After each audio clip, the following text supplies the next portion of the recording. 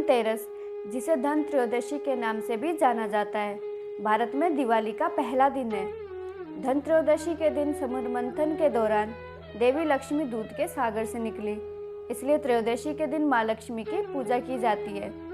एक लोकप्रिय किंवदंती के अनुसार जब देवों और असुरों ने अमृत के लिए समुद्र मंथन किया तो धन्वंतरी, जो देवताओं के चिकित्सक और विष्णु के अवतार है, धनतेरस के दिन अमृत का एक जार लेकर बाहर निकले। नमस्कार, द डिवाइन सोल में आपका स्वागत है। एक प्राचीन कथा इस अवसर को राजा हिमा के 16 वर्षीय पुत्र के बारे में एक दिलचस्प कहानी बताती है। उनकी कुंडली में उनकी शादी के चौथे दिन सर्पदंश से उनकी मृत्यु की भविष्यवाणी की गई थी, इसलिए उस खास दिन उनकी नवविवाहित पत्नी ने उन्हें सोने नहीं दिया। उसने अपने सारे गहने और सोने चांदी के कई सिक्के शयन कक्ष के द्वार पर ढेर बनाकर रख दिए और वह उसे दीपक जलाए। फिर उसने अपने पति को नींद से बचाने के लिए कहानियां सुनाई और गीत गाए। जब मृत्यु के देवता यमराज एक सर्प के रूप में राजकुमार के दरवाजे पर पहुंचे तो उनकी आंखें दियों और गहनों की चमक से चकाचौंध और अंधी हो गई। यमराज राजकुमार के कमरे में प्रवेश नहीं कर सके, इसलिए वह सोने के सिक्कों के ढेर के ऊपर चढ़ गए और पूरी रात वहीं बैठकर कथा और गीत सुनते रहे। सुबह वह चुपचाप वहां से चले गए। इस प्रकार युवा राजकुमार अपनी नई दुल्हन की चतुराई से मृत्यु के चंगुल से बच गया और वह दिन धनतेरस के रूप में मनाया जाने लगा। धनतेरस हिंदू कैलेंडर के अश्विन महीने में कृष्ण पक्ष के 13वें चंद्र दिवस पर मनाया जाता है।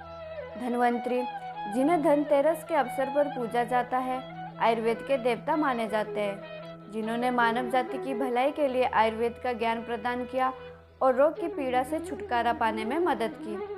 भगवान धन्वंतरी हिंदू पौराणिक कथाओं के अनुसार समुद्र मंथन के दौरान उभरे।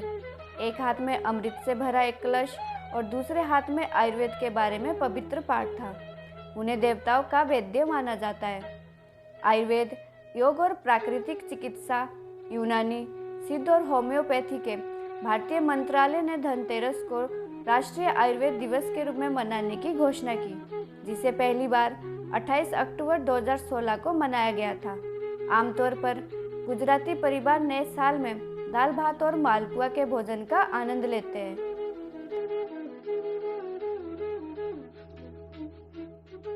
हिंदू इसे नई खरीदारी करने के लिए एक अत्यंत शुभ दिन मानते हैं, विशेष रूप से सोने या चांदी की वस्तुओं और नए बर्तनों की। ऐसा माना जाता है कि नया धन या कीमती धातु से बनी कोई वस्तु सौभाग्य का संकेत है। आधुनिक समय में धनतेरस को सोना, चांदी और अन्य धातुओं, विशेष रूप से बर्तन खरीदने के लिए सबसे शुभ अवसर के रूप में जाना जाता है। इस दिन उपकरणों और ऑटोमोबाइल की भारी खरीदारी भी होती है। तो ये थी धनतेरस से जुड़ी कुछ बातें और कुछ किस्से। तो अपनी राय और अपने विचार हमें कमेंट करके ज़रूर बताएं। धन्यवाद।